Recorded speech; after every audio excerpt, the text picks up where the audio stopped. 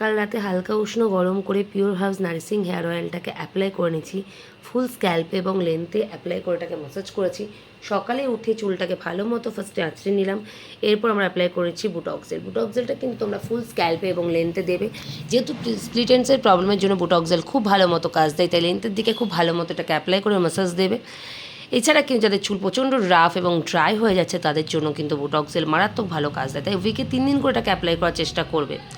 কিছু করো না করো উইকে 3 দিন করে হেয়ার অয়েল বুটক্সেল অ্যাপ্লাই করবে। এরপর 3 ঘন্টা মতো এটাকে অ্যাপ্লাই করে রাখার পর হয় রুটস কেয়ার হার্বাল শ্যাম্পু বা অ্যান্টি ড্যান্ড্রফ বা ক্যারাটিন প্রোটিন শ্যাম্পু, যে কোনো একটা শ্যাম্পু দিয়ে তোমরা এটাকে শ্যাম্পু করে ওয়াশ করে নিলে।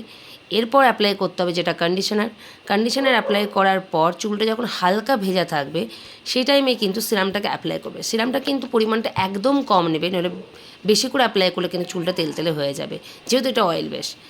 সিরামটাকে অ্যাপ্লাই করার সময় কোনোরকমভাবে চুলটাকে তোমরা আঁচড়াবে না, চুলটা এখন শুকিয়ে যাবে, হালকা করে হাত দিয়ে চুলটাকে ছাড়িয়ে তারপরে কিন্তু চিরুনি দিয়ে চুলটাকে আঁচড়ে নিতে হবে। উইকে 3 দিন তোমরা হেয়ার অয়েল, শ্যাম্পু, বুটক্সেল, কন্ডিশনার, সিরাম অ্যাপ্লাই করার চেষ্টা করো।